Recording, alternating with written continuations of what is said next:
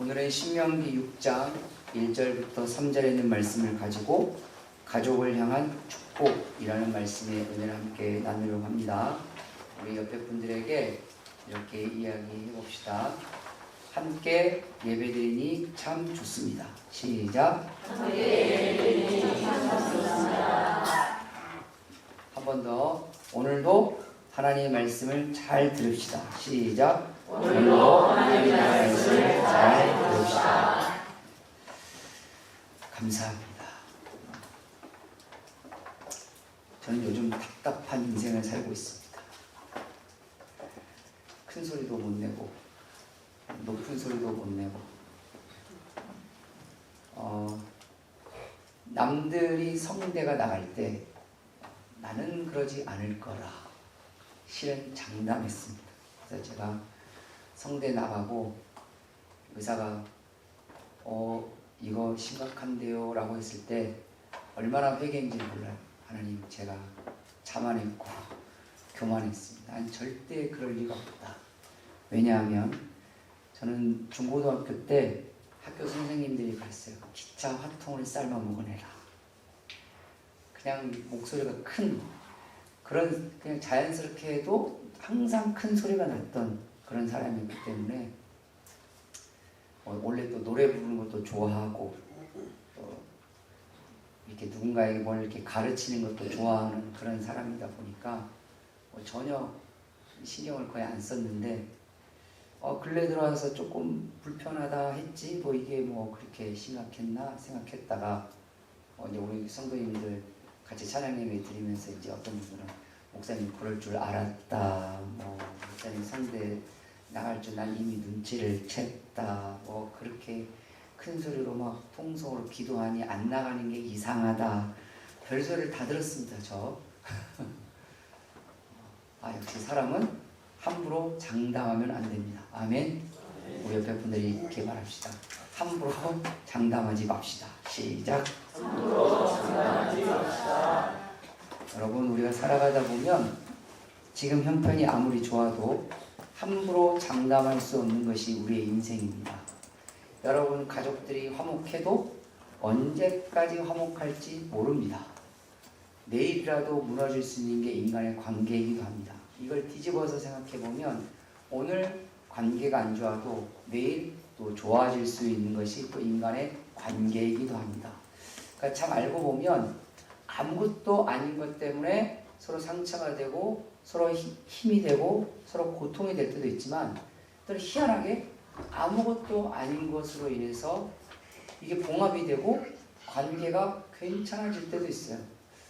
되게 어렵게 생각했는데 되게 쉽게 풀리는 경우들도 있고 때로는 이게 쉬울 것 같았는데 굉장히 어려워질 때도 있어요. 알 수 없다. 이게 실은 정답입니다. 가끔 제가 목사이다 보니 성도님들이 이렇게 묻죠. 목사님 이거 어떻게 할까요? 어떻게 될까요? 왜 그럴까요? 라고 묻죠. 근데 실은 저도 잘 모릅니다. 저도 잘 모릅니다. 10길 물속길은 알아도 한 길 사람 속은 아무도 모릅니다. 여러분, 저요 올해 결혼생활 27년 차입니다. 저보다 더 오래 사신 분들 아시잖아요. 30년 살아도 모르는 여러분 영감 속을 제가 어떻게 합니까? 40년 산 여러분, 누가 그러더라고요. 우리 할망구 속을 모르겠다고. 목사님 왜 그럴까요? 저한테 물어보면 40년 사신 분도 모르는데 저한테 물으면 제가 어떻게 아시겠습니까? 사람 속은, 사람의 관계는 때로는 내 아들 내가 알 것 같아도 모르는 게 내 자식의 모습인 것 같고 때로는 내가 내 부모 알 것 같은데도 도저히 이해가 안 될 때가 있는 것도 내 부모의 모습일 때도 있어요. 그래서 생기다 보는 게 갈등이에요. 갈등. 하나님은 우리가 평생을 살아가는 동안에 하나님이 주신 운명 공동체인 이 가족이 주님 안에서 축복이 되고 화목이 되고 평화가 되고 은혜가 되기를 원하십니다. 그 길을 끊임없이 우리에게 알려주고 있습니다. 이렇게 가는 것이 너희의 운명 공동체인 가족이 복이 되고 은혜가 되고 화목이 되고 기쁨이 되고 행복이 된다라고. 아니, 성경이 그걸 말하지 않아도 여러분들은 다 알고 있습니다. 다 알고 있어요. 성경에서 그걸 말하지 않아도 다 알고 있어요. 그런데 몰라서 화목이 깨진 게 아니잖아요. 몰라서 복이 안 되는 게 아니잖아요. 아는데도 안 돼요. 왜 그럴까요? 안 해서 그래요. 하지 않으니까. 또 양보하지 않으니까. 또 이해하려고 하지 않으니까. 그 안에는 무엇이 있을까요? 성경에서 가장 큰 죄로 여기는 것 중에 한 가지가 자기중심적인 삶입니다. 제가 설교할 때마다 여러분들에게 강조하는 거죠. 내가 중심이 되고 내가 왕이 되고 내 마음대로 내 뜻대로 내 생각대로 내 기분대로 내 판단대로 살아가려 하고 판단하고 말하고 주장하고 하는 모든 것들, 자기중심. 이 자기중심은 성경에서 말하는 가장 큰 죄 중에 하나예요. 그것이 여러분들의 가정을 망치는 최고의 지름길입니다. 여러분, 내가 생각하면 다 이해가 안 돼요. 내 뜻대로 하면 다 안 돼요. 함께 가야 돼요. 할렐루야. 함께는 깎아야 됩니다. 절대로 나와 내가 만나면 함께가 안 돼요. 뭘 깎아야 같이 될 거 아니에요. 양보하려고도 하지도 않고 이해하려고도 하지도 않고 하나님의 뜻하신 말씀대로 머릿속에 담아있어도 행동하려 하지도 않는데 그러면서 화목을 원하세요? 그러면서도 평화를 원하세요? 그건 욕심이고 도둑입니다. 심지 않는 곳에서 거두겠다고 하는 도둑이에요. 주님은 우리에게 일하지 않는 자는 먹게도 하지 말라는 말씀을 통해서 우리가 하나님께 무언가를 우리의 삶 속에서 순종하고 난 다음에 주님의 은혜를 바라야 주님이 역사하시는 것이지, 나는 내 욕심대로 내 기분대로 다 입으로 다 쏟아놓고, 정말 안타까운 게 그거예요. 자기 생각과 자기 기분과 자기 감정들을 입으로 다 쏟아놓고 난 다음에 왜 우리 집은 평화롭지 않을까요? 라고 말할 때 이건 진짜 무서워요. 마치 소시오패스 같아요. 우리 안에는 그런 모습들이, 그런 자기중심적인 것들이 도사리고 있습니다. 절대로 내 중심으로 남을 바라볼 수가 없어요. 사람들은 말하죠. 아유, 목사님, 그래도 제가 그렇게 해요. 아니요. 나를 강요할 뿐이에요. 내 감정을, 내 생각을, 내 뜻을 그에 강조해서 그걸 받아들이라는 거예요. 그가 받아들여야 평화가 온다는 거예요. 잊지 마세요. 그가 받아들여야 평화가 오는 곳은 평화가 없어요. 절대 없어요. 내가 반은 깎아져야 평화가 오기 기대할 수 있어요. 주님은 그 원리 안에서 오늘 말씀이 가족을 향해서 진정한 축복이 되는 길이 무엇인지를 다시 한번 우리에게 알려줍니다. 기억해야 할 것은 하나님이 우리에게 주신 가족은 운명 공동체라는 거예요. 할렐루야. 운명 공동체는 뭐예요? 같이 죽고 같이 사는 거예요. 내가 아무리 잘 살아도 내 가족이 못 살면 절대 잘 살 수 없어요. 저희 어머니께서 유언으로 남기신 몇 가지 이야기 중에 한 가지가, 제가 오늘 청소년부 애들을 그 얘기했어요. 너희 형제, 저희가 3형제인데 너희 형제들이 각자 잘 살아야 우애가 있다 라는 말씀을 하셨어요. 실은 저는 그때 저희 어머니가 천국 가실 때가 30살이었거든요. 제 나이가 막 29 넘어갈 30살이었는데 저는 11월생이니까 마음으로 때리면 29살이었어요. 있죠? 이해를 못했어요. 저는 그때는 아이도 있었기 때문에 어른이 됐다고 생각해서 이게 뭔 말인가 라고 했어요. 근데 저희 어머니는 9남매 중에 장녀였거든요. 어머니 얘기를 하셨어요. 형제들 얘기를. 근데 이제 저희 외삼촌이나 외이모들 이야기들을 뭐 가끔 들었기 때문에 무슨 얘기인지를 저는 알고는 있었거든요. 그때 그렇구나 라고 했어요. 내가 아무리 잘 살아도 내 형제가 못 살면 잘 사는 게 잘 사는 게 아니에요. 서로 고통과 부담과 아픔을 주고 받고 영향을 받습니다. 계속 신경. 그게 핏줄이에요. 그게 운명 공동체라는 거예요. 가족은 운명 공동체입니다. 아멘. 함께 잘 사는 길로 가는 길을 선택해야 그게 진짜 축복인 것이지 어쩔 수 없어. 나만은 없어요. 가족은 핏줄은 그래서 무서운 겁니다. 30년, 40년, 50년 동안 안 봐도 60년 때 만나면 보이는 게 핏줄이에요. 이거 이해 못하면 아직 철 덜 든 거예요. 나이가 50, 60이 들어도 이 말이 무슨 말인지 이해를 못하고 아이고 목사님 그거 영 끊고 살면 되는 거 아니냐고 이 소리를 하니까 아직도 철이 덜 드는 거예요. 아직도 철딱서니가 없다는 소리를 그래서 듣는 거예요. 성경은 단호하게 말합니다. 가족은 핏줄은 운명 공동체다. 헤어져도 헤어져 있는 게 아닌 거고 있어도 좋아 있어야 좋아 있는 것이지 어떻게 보면 그 자체만으로도 평생 함께 가는 존재가 운명 공동체라는 거예요. 중요한 건 이 운명 공동체가 축복의 공동체가 되기를 주님의 이름으로 축원합니다. 이 운명 공동체가 잘못하면 저주의 공동체가 될 수도 있어요. 이 말은 어느 길로 가느냐에 따라서 축복의 운명 공동체가 축복의 공동체로 가느냐 저주의 공동체로 가느냐에 갈림길에 놓인다는 거예요. 하나님이 이 말씀을 하셨던 이유가 뭘까요? 기도만 한다고 해서 예배만 드린다고 해서 운명 공동체가 축복의 공동체가 되지는 않는다는 거예요. 우리가 해야 할 영역이 있다는 거죠.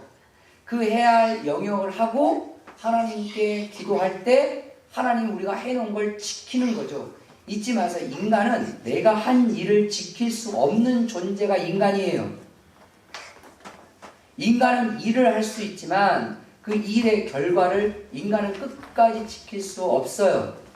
여러분이 돈은 벌어도요. 돈은 여러분이 마음대로 못 지킵니다. 돈 세가는 거 마음대로 할 수 있으세요? 오늘 아파보세요. 내일도 아파보세요. 모레도 아파보세요. 그거 막을 수 있으세요? 돈 아무리 많이 벌면 뭐합니까? 오늘도 사고 나고 내일도 사고 나고 모레도 사는데 내가 이 세상에 사고 나고 싶어서 사고 난 사람이 세상에 어디 있습니까? 일은 사람이 할 수 있지만 쌓아놓고 버는 것은 사람이 할 수 있지만 평화로운 일과 화목한 일은 할 수 있지만 그걸 지키는 것은 하나님의 은혜입니다. 할렐루야. 아멘. 중요한 건 내가 뭔가를 해놓고 하나님 지켜주세요 해야지 해놓은 건 아무것도 없고 지켜달라고 뭘 지켜달라는 거냐는 거예요. 나는 여전히 싸움하고 나는 여전히 화목하지 않고 나는 여전히 시기하고 나는 여전히 공격하고 나는 여전히 하나님 말씀과 역행하면서도 하나님 지켜주세요? 그건 있을 수가 없어요. 주님이 오늘 우리에게 제시하신 이 네 가지의 갈림길이 우리가 해야 할 운명 공동체를 축복의 공동체로 바꾸는 일이에요. 그 일을 하면서 하나님께 기도하고 하나님께 구하십시오. 여러분들이 해놓은 일을 주님이 마지막까지 지키실 것입니다. 중요한 건 여러분이 죽어도 지키실 겁니다. 다윗이 마지막까지 기도했던 게 그거였어요. 정말 놀라운 것은 뭐냐면 다윗은 죽을 때까지 지켜달라는 이 기도를 하나님이 응답하셨다는 거예요.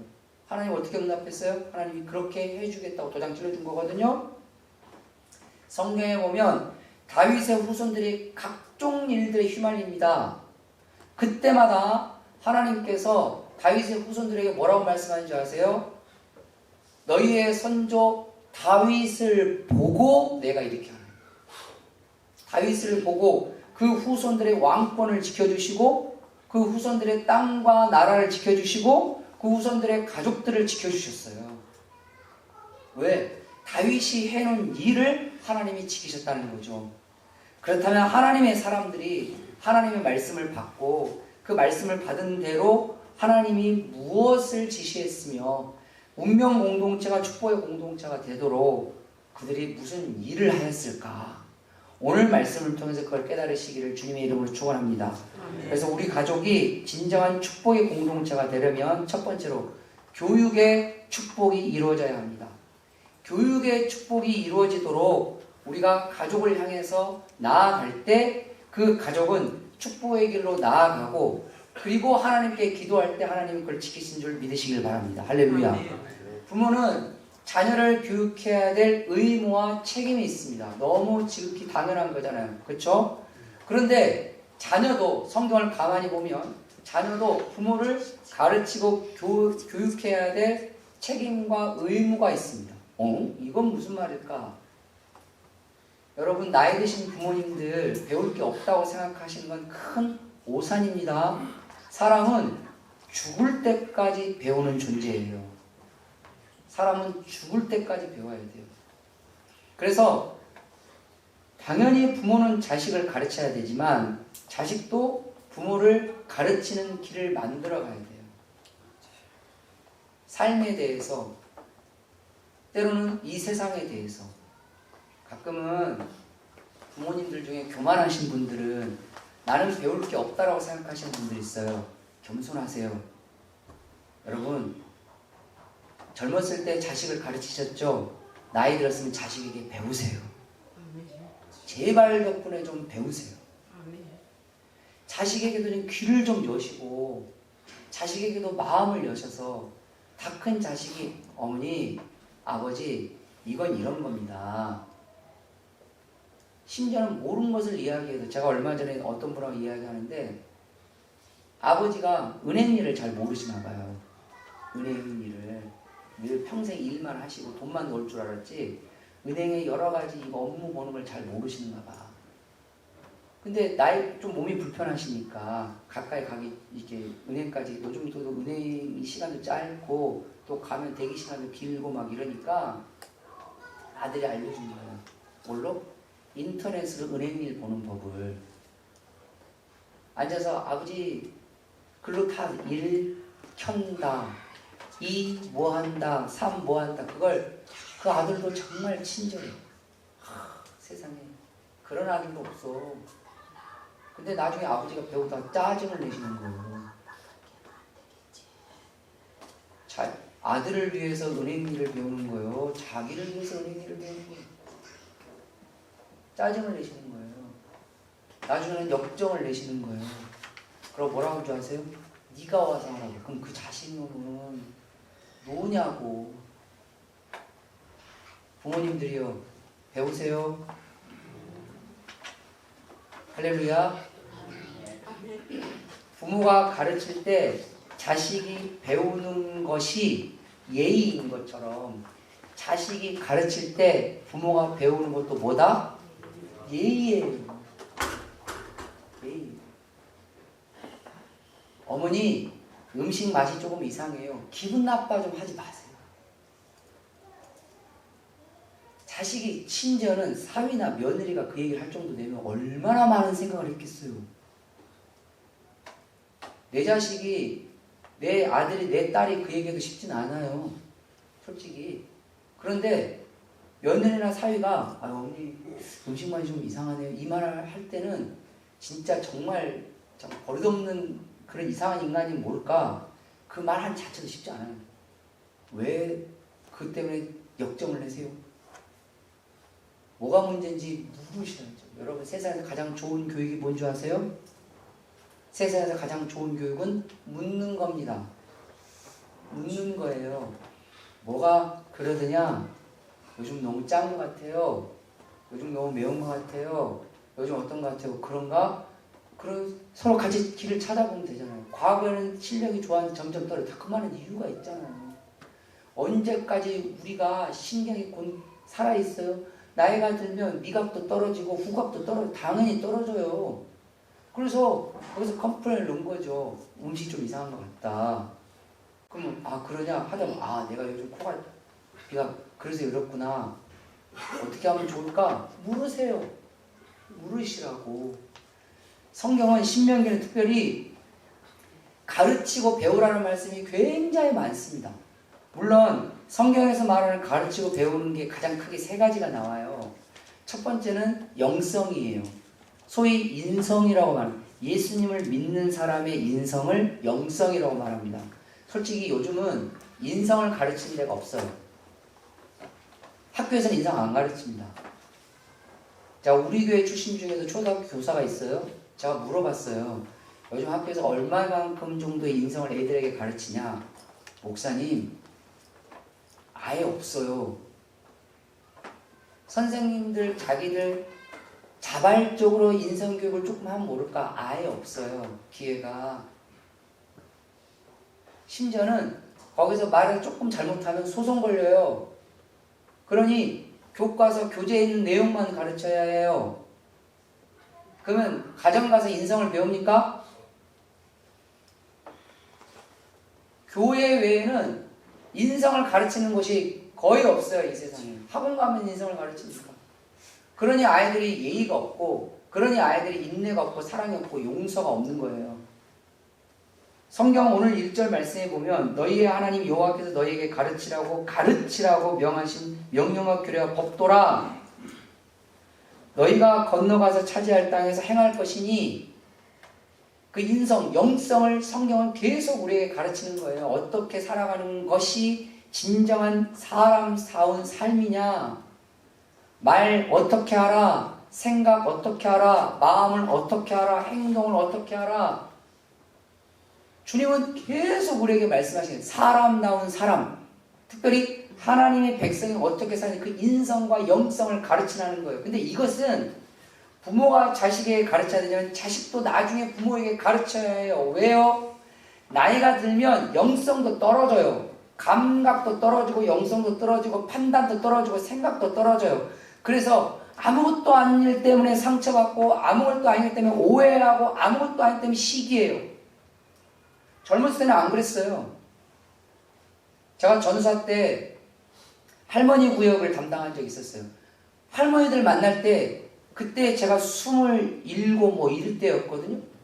26, 27 이때였는데 그 26, 7짜리 전도사가 80대 할머니들 구역을 다루는데 제가 늘 마음속에 느꼈던 게 뭐였냐면 애 같다 였어요.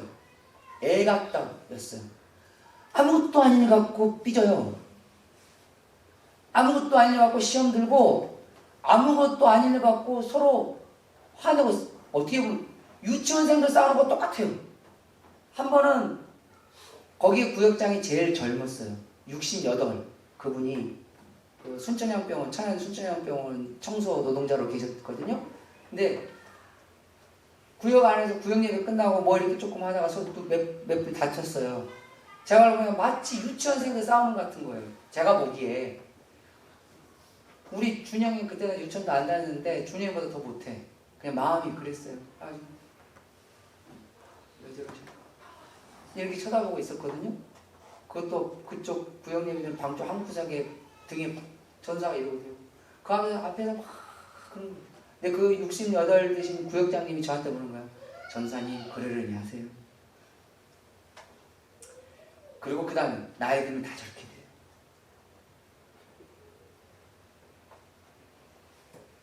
나이 들었다고 해서 영성을 안 배우느냐? 아니에요. 나이 들어서 영성을 배우셔야 돼요. 할렐루야. 인내를 배우셔야 되고 겸손을 배우셔야 되고 이해와 사랑과 용서를 배우셔야 돼요. 예수님께서 말씀하시고 생각하셨던 걸 배우셔야 돼요. 누구에게? 자식에게. 왜죠? 자식이 제일 잘 알아요. 그렇지. 자식이 제일 잘 알고 목사는 실은 아까도 말했지만 넘의 자식이에요. 그리고 교회에서는 가장 예의를 많이 차리잖아요. 누가 그러더라고요. 교회에서 하는 대로 집에서 하면 좋겠다고. 그러면 스트레스 받아서 죽을지도 몰라요. 날마다 예의 차리려면 그게 쉽지 않을 거 아니에요. 그 다음에 성경에서 말하는 두 번째 교육은 직업교육이에요. 그러니까 앞으로 무슨 일하고 살아가야 될지를 가르치라고 성경은 계속 이야기합니다. 계속. 그래서 너는 이걸 하라, 너는 이걸 하라, 너는 이걸 하라. 그걸 하기 위해서 열심히 연구하고 공부하고 교육하라. 그래서 여러분들은 자녀들을 미래를 위해서 직업교육을 시키잖아요. 고등학교 때부터 아니면 대학교 와서 하기 위해서 고등학교 공부를 시키죠. 그래서 그가 자기의 일을 가지고 자립적으로 세상을 살아갈 수 있도록 가르치는 것이 부모의 길이라면 자녀는 부모가 나중에 자립적으로 살아갈수록 가르쳐줘야 돼요. 그래서 실은 나이 들어서 연금 받고 집에 가만히 있는 게 행복한 삶이 아니에요. 아멘이래요. 성경은요, 나이 들어도 배우라고 돼 있어요. 어딜 가서 배우세요. 교회 가서 뭘 배우시든지, 물론 나이 들어서 일을 하신 분은 그건 또 그 나름대로의 복입니다. 근데 집에 가만히 있을 수밖에 없으면 집을 좀 나가세요. 그래야 건강하게 산다고. 배우려면 나가야 돼요. 교회 가서 성경 공부를 하든 구역 모임을 가든 아니면 하다못해 옆에 있는 주민센터에 가서 뭘 배우든, 그러다 보면 사람이 생기가 돌아요. 주님이 왜 교육을 하라고 했겠어요? 아는 것이 중요한 것이 아니라 참된 삶을 살기 위해서 교육이라는 수단이 필요한 거예요. 가만히 있는 게 복이라고요? 성경은 가만히 있는 건 복이 아니라 그냥 죽는 거예요. 날 잡아잡수세요. 뭐라도 배우려고, 뭐라도 작은 거라도, 뭐라도 알려고, 뭐라도 갖추려고. 내가 일을 하고 있으면야 그 일이니까 그 사람이 그 삶에 되니까. 그럼 내가 가만히 있는 삶이 되지는 말라. 성경이 그래서 교육하라는 거예요. 세 번째, 성경에서 가르치는 교육이 뭔지 아십니까? 바로 돈 교육입니다. 성경에서 가장 많이 나오는 주제 중에 하나가 뭐냐면 바로 물질이에요. 재물. 이 물질과 재물이 그의 인생 가운데 어떻게 살아가게 될 것인지를 과거, 현재, 미래를 통해서 쭉 우리에게 알려주고, 어떻게 쓰고, 어떻게 관리하고, 어떻게 벌고, 어떻게 쌓아야 되는 것을 우리에게 말해주고 있어요. 그래서 이따가도 돈 얘기가 한 번 더 나오긴 하겠지만, 이 교육이 안 되면 아이들이 졸업해서 나가잖아요. 돈을 버는 순간 돈 쓰는데 눈이 뒤집혀요. 돈 관리할 줄 몰라요. 왜죠? 교육할 줄 몰라요. 어디에 저축해야 돼요. 여러분은 간단하게 생각하지만 아이들은 제1금융권, 2금융권, 3금융권의 차이도 몰라요. 어디 이자 이율을 어떻게 계산하고 이 이율에 대해서 국가가 15.4%를 뗀다는 것도 몰라요. 그저 주식 넣으면 돈이 막 올라간 줄 알지 그것 때문에 쪽박 찰 거는 잘 몰라요. 도리어 코인 넣어서 큰 돈 벌릴 생각만 하지. 왜요? 교육이 안 돼서 그래요. 가르쳐야 해요. 자녀도 나이 든 어르신들 돈 교육 좀 시키세요. 이 어르신들이 되면 돈을 이상한 데 쓰시네. 가끔 천국에다 쌓으세요. 아멘. 좋은 곳에 쓰세요. 그리고 어르신들 돈 좀 있으면 인심 좀 쓰세요. 그거 들고 천국 못 갑니다. 죽으면 자식들이 알아서 나눠 가져요. 그나마 여러분 자녀들이 괜찮은 자녀들이면 잘 나눠 가져요. 근데 조금 이상한 애들이면요, 믿지 마세요. 근데 조금 이상한 애들이면 지그들끼리 싸워요. 심지어는 법원 가서도 싸워요. 심지어는 죽여요. 있을 때 손주들한테 좀 쓰시고 자식들한테 좀 쓰시고 하나님한테 좀 쓰시고, 그리고 더 중요한 건 본인들도 좀 마시면서 좀 드세요. 제발 덕분에. 저 할머니들 애들 구역 보면 진짜 마음 아픈 게 뭐냐면요, 손주들이 오면 좋은 음식 사다가 막 가는데 자기 혼자 점심 먹을 때는 그냥 물 말아서 간장했다고. 밥하기 귀찮대. 제가 그래서 그분한테 그랬어요. 집사님, 제가 친환경 반찬하는 집 알려드릴게요. 거기에다가 전화해가지고 그 돈 주고 그 반찬 사다가 드세요. 본인 하기 싫어요. 좀 좋은 거 드세요. 그 돈 갖고 뭐 하시겠어요. 돈도 뭐 썩을 줄 아는 사람이 쓴다고는 하지만 썩을 줄 아는 사람이 쓴다는 말이 무슨 말이에요? 나이 들어서 돈 쓰는 법을 안 배웠다는 얘기예요. 배우세요. 아멘? 이렇게까지 이야기하는데도 안 하면 저는 답이 없습니다. 오늘 제목이 뭡니까? 가족을 향한 축복이다. 그래야 여러분의 인생이 축복된 인생이 되는 줄 믿으시길 바랍니다. 교육은 미래를 만드는 도구입니다. 부모가 자녀를 향해서, 자녀가 부모를 향해서 쌍방간에 서로 가르치고 배우는 이런 교육의 과정을 통해서 좋은 축복의 도구를 갖게 되는 거고, 그 좋은 축복의 도구의 1번이 바로 영성교육, 영적 교육이라는 거예요. 이 교육이 될 때 그 다음에 직업이든 돈이든 뭐든 간에 갖춰갈 수 있어요. 그래서 두 번째 나오는 게 뭐냐면 가족을 향한 축복이 바로 신앙의 축복입니다. 좋은 믿음을 물려주시기를 주님의 이름으로 축원합니다. 좋은 믿음을 배우시기를 주님의 이름으로 축원합니다. 오늘 2절 말씀에 보면 너와 내 아들과 내 손자들이 평생에 내 하나님 여호와를 경외하며 내가 너에게 명한 이 모든 규례와 명령을 지키게 하기 위한 것이며 내 나를 장구하게 한다 그랬어요. 두 가지죠. 하나님을 경외하고 하나님의 말씀에 순종하는 것. 이 두 가지가 신앙의 가장 큰 중심입니다. 하나님을 경외하는 사람은 하나님을 진심으로 예배합니다. 하나님 죄악에 대해서 하나님을 두려워하고 하나님을 무서워합니다. 그러나 하나님을 너무 사랑하고 하나님을 높입니다. 주님의 말씀이라면 무조건 순종합니다. 그 좋은 신앙을 물려주고 함께 하는 것이 진짜 축복인 줄 믿으시길 바랍니다. 그래야 하나님이 지키시는 자녀가 되고 하나님이 지키는 부모가 되는 거예요. 오늘 하나님께서 이스라엘 백성들에게 가나안 땅에 들어갈 때 이 말씀을 신신당부하는 이유가 뭐겠습니까? 하나님을 경외해야 세상의 것에 우상을 두지 않아요. 하나님을 높여야 세상 걸 높이지 않습니다. 하나님을 무서워해야 세상을 무서워하지 않아요. 세상을 무서워하게 되면 사람은 반드시 근심, 걱정이 쌓이게 됩니다. 비가 와도 걱정, 안 와도 걱정. 가도 걱정, 안 와도 걱정. 차를 못 사도 걱정. 아이고, 우리 자식은 차도 없어서요. 차를 사도 걱정. 아이고, 우리 자식 차를 사가지고 교통사고를 어떻게 할까? 어쩌라는 거예요. 그 안에는 세상에 대한 두려움이 있어요. 왜 세상에 대한 두려움이 있을까요? 하나님을 두려워하는 마음이 그에게 온전하게 없기 때문에 그렇습니다. 하나님을 두려워하는 마음이 온전하게 있으면 하나님이 그걸 지킬 거라는 믿음이 함께 움직여요. 그런데 내 안에 하나님을 향한 경외하는 마음이 온전하게 없다 보니 세상이 두려운 거예요. 세상이 염려스러운 거예요. 세상이 걱정거리가 되는 거예요. 아니, 하나님을 경외하는 사람은 세상이 기쁩니다. 할렐루야. 세상이 은혜롭습니다. 오늘의 공기가 너무 좋습니다. 차가 없어도 감사합니다. 사고 날 일이 없으니까.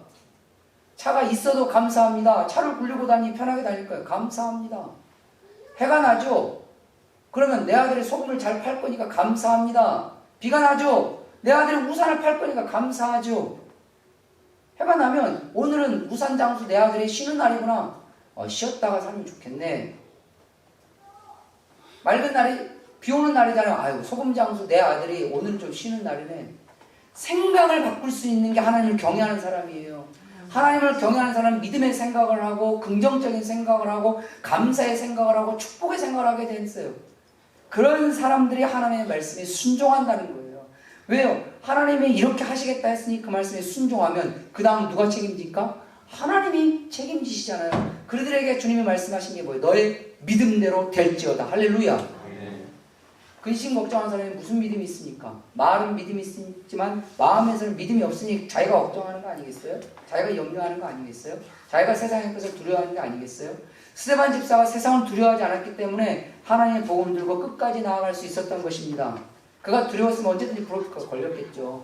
그런데 그의 믿음대로 하나님의 영광을 그가 볼 수 있었어요. 잊지 마세요. 성경은 우리에게 하나님을 경외하고 하나님을 순종하는 것이 가족 안에서 함께 이루어질 때 그 운명 공동체가 축복의 공동체로 바뀐다는 사실을. 세 번째로 성경에서 말하는 우리의 가족이 축복의 공동체가 되려면 어떻게 해야 할까? 바로 건강의 축복이 있어야 합니다. 할렐루야. 이 건강의 축복이 아주 중요해요. 오늘 2절 마지막에도 성경이 내 나를 장구하게 하기 위한 것이라고 했어요. 그렇게 하려고 하는 거야 라는 말이에요. 장구라는 말은 긴다라는 뜻이기도 하지만 그걸 다른 말은 장수일 수 있어요. 근데 성경에서 제시하고 있는 장수는 건강하게 오래가는 거예요. 건강하게 오래가는 거예요. 할렐루야. 요즘 시대가 그러잖아요. 사람의 수명은 길었는데 긴 것만큼 너무 아파. 예전에 어느 의사가 그런 얘기 하더라고요. 과거에는 아프기 전에 죽었대요.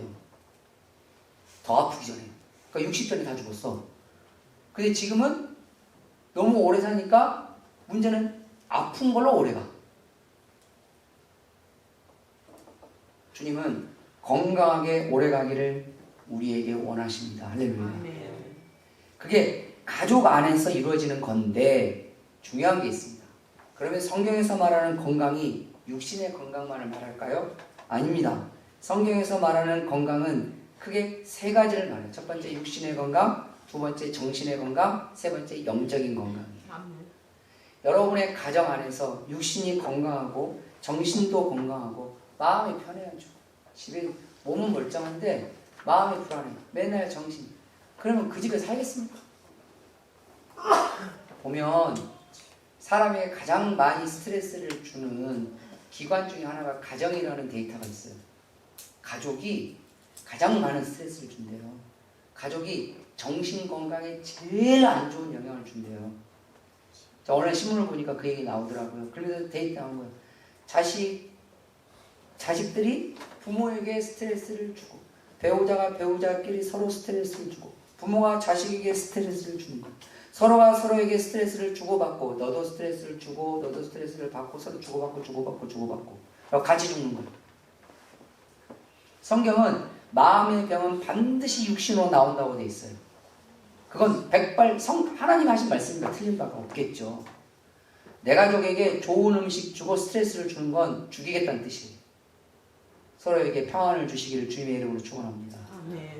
자녀들에게 평안을 주시고, 자녀들에게 좋은 음식 주고 싶어하는 게 다 부모의 마음이고 다 잘 압니다.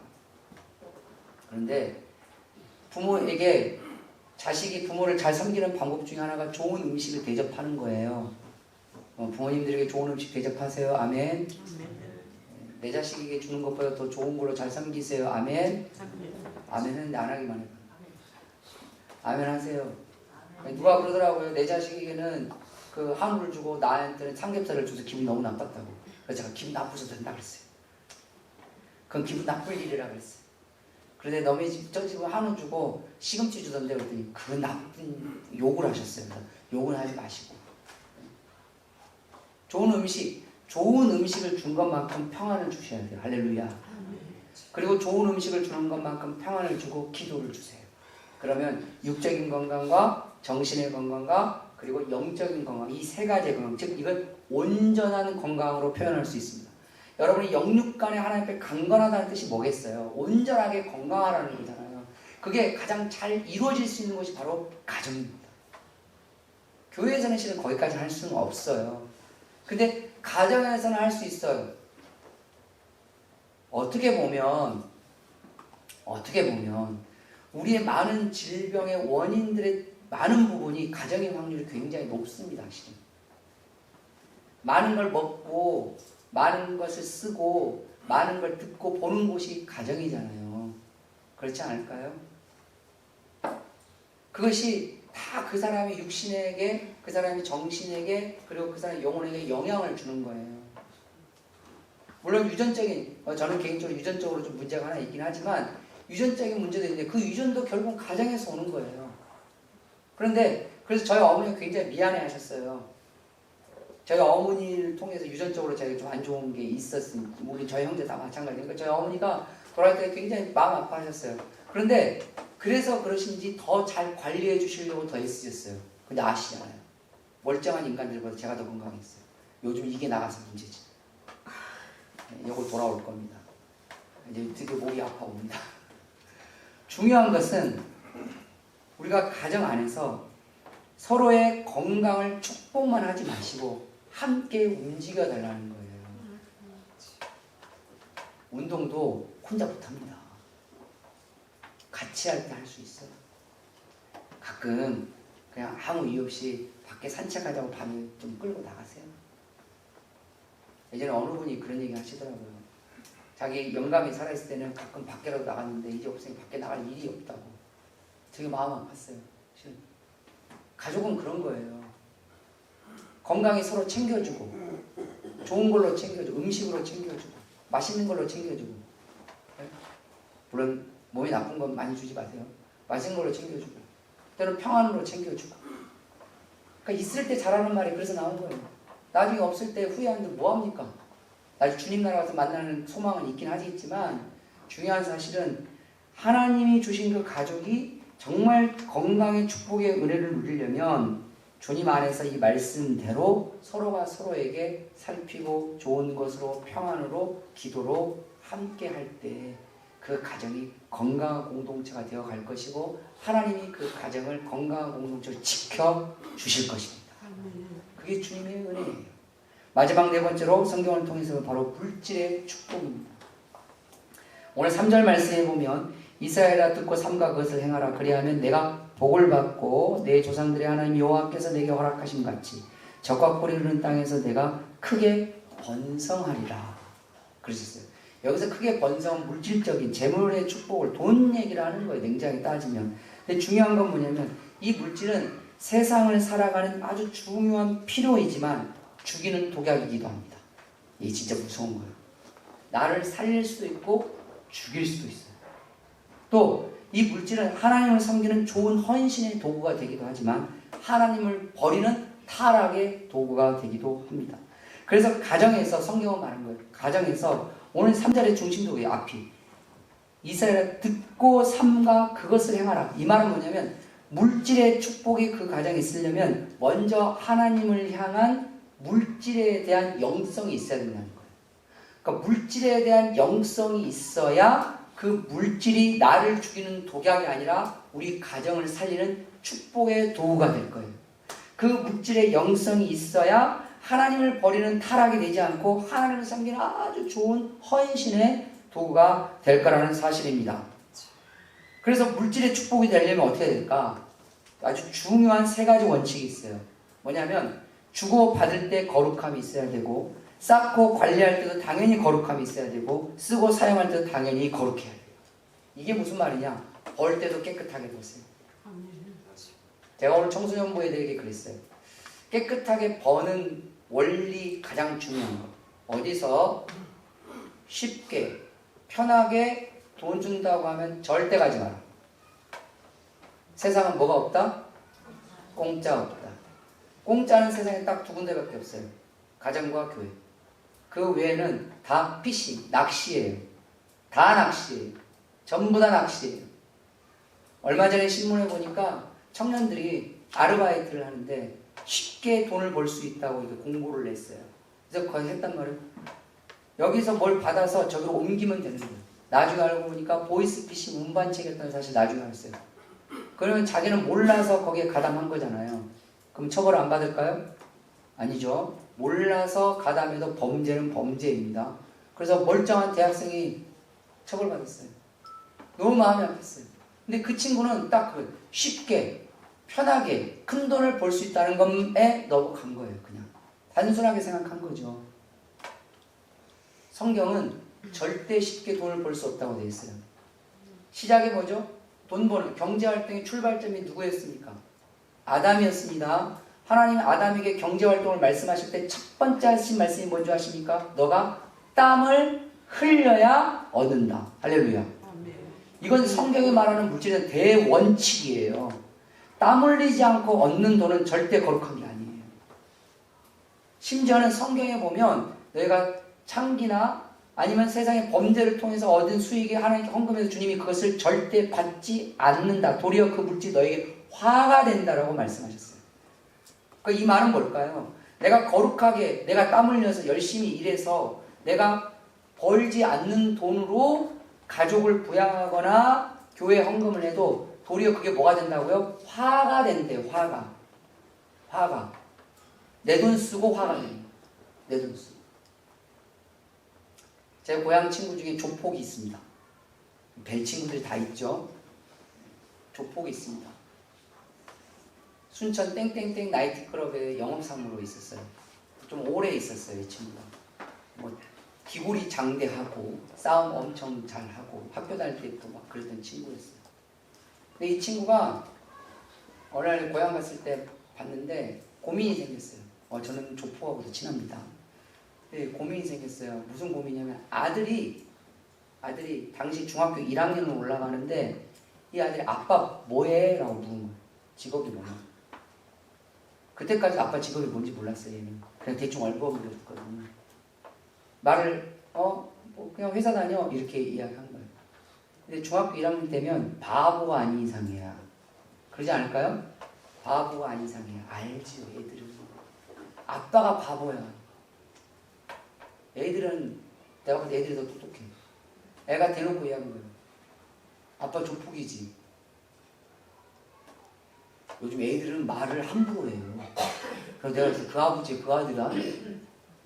왜냐면 그 친구하고는 국민학교, 중학교, 고등학교 다 같은 학교를 다녔었거든요. 너무 잘하니까 고향 친구에서 걔를 알죠. 내가 야 아버지하고도 똑같아. 말투가 멋있는데 자기가 섬찟했대요.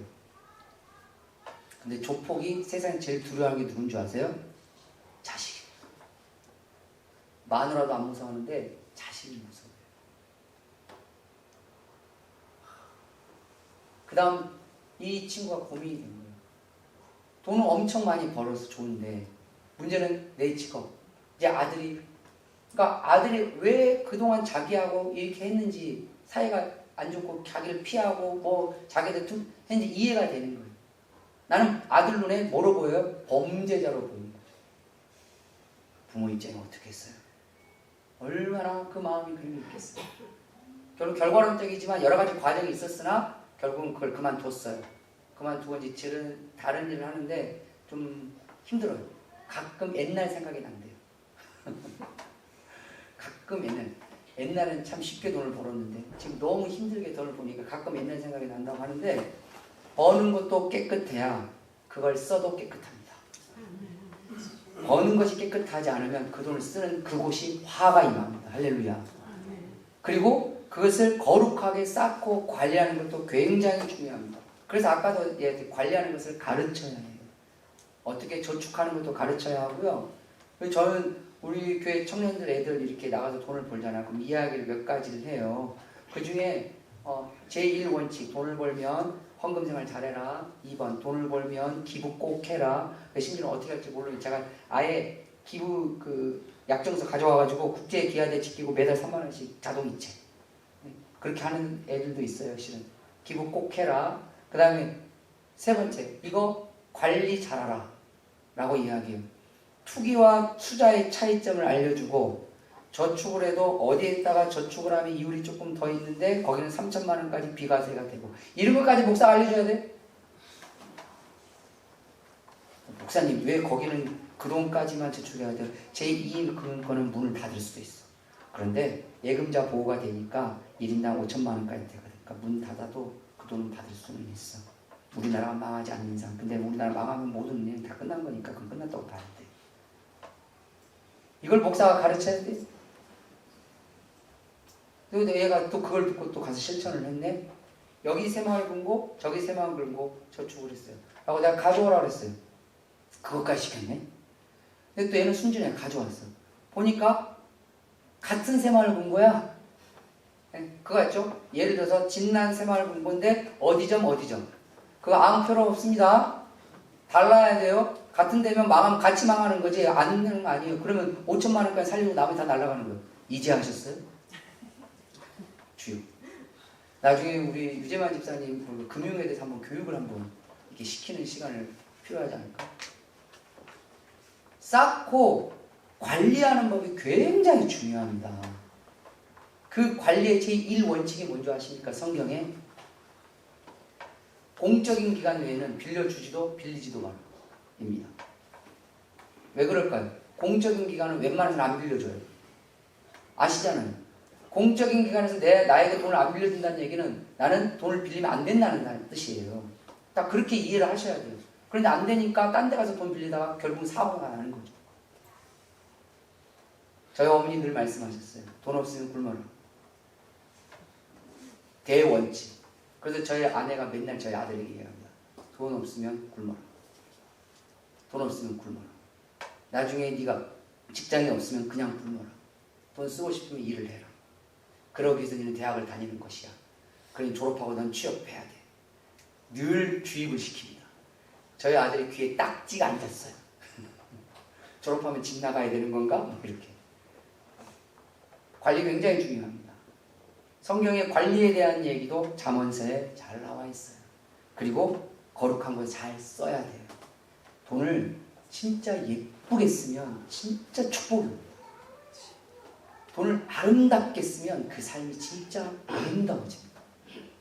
돈을 귀하게 쓰면 그 삶이 정말 귀해집니다. 그게 그 가정의 대대로 축복입니다. 물질의 축복은 하나님이 번성이라는 3절의 말씀을 통해서 이스라엘 백성들에게 부여하신 것은 그것이 더럽고 가증한 곳에서 움직이기를 원하는 것이 아니라 그것이 거룩하게 움직이게 하기 위해서 하나님을 통해서 물질로 나아가라는 것을 주시는 메시지가 3절 말씀이라는 거예요. 그래서 하나님은 이 교육과 신앙과 건강과 물질의 축복을 통해서 여러분의 가정이 운명 공동체에서 축복의 공동체가 되기를 원하신다는 거예요. 그 일은 우리가 해야 합니다. 지키시는 분은 하나님이십니다. 여러분 가족 안에 정말 좋은 교육, 좋은 신앙과 그리고 서로 간에 건강을 챙겨주고 함께 살핌으로 그리고 물질에 대한 정말 귀한 마음의 나눔을 통해서 여러분의 가정이 정말 축복의 공동체가 되기를 원합니다. 그리고 정말 바랍니다. 하나님이 정말 그것 가운데 명령이라는 걸 기억하셔야 합니다. 그래야 그렇게 가족 안에서 축복의 공동체가 되어야 가족 밖으로 나가도 축복이 된다는 것을 기억하셔야 돼요. 안에서 새는 바가지 밖에서도 셉니다. 안에서 축복의 가정이 돼야 밖에서도 축복의 가정이 돼요. 정말 마음 아픈 게 뭐냐면 나는 그렇게 살지 못했으니 아들아 너는 축복이 되라. 아니요. 정말 무서운 게 뭔지 아세요? 알코올 가정에 큰 아이들은 80%가 알코올 가정을 만듭니다. 폭력의 가정에서 큰 아이들은 80%가 폭력 가정을 이상하게 만들어요. 이게 진짜 무서운 거예요. 가정에서 그러는 저주 같은 이상한 현상들이 벌어져요. 그것을 성경은 유전의 형질이라고 말하고 있어요. 그걸 끊는 길은 내가 하나님의 뜻 안에서 하나님의 축복으로 그것을 바꾸는 겁니다. 그 일을 해내세요. 그러면 여러분의 자녀나 여러분의 삶 가운데 온전한 하나님의 축복으로 자자손손 오늘 성경 말씀처럼 축복의 가문으로 바뀌어가게 될 것입니다. 그런 가정이 되시기를 주님의 이름으로 축원합니다. 기도하겠습니다.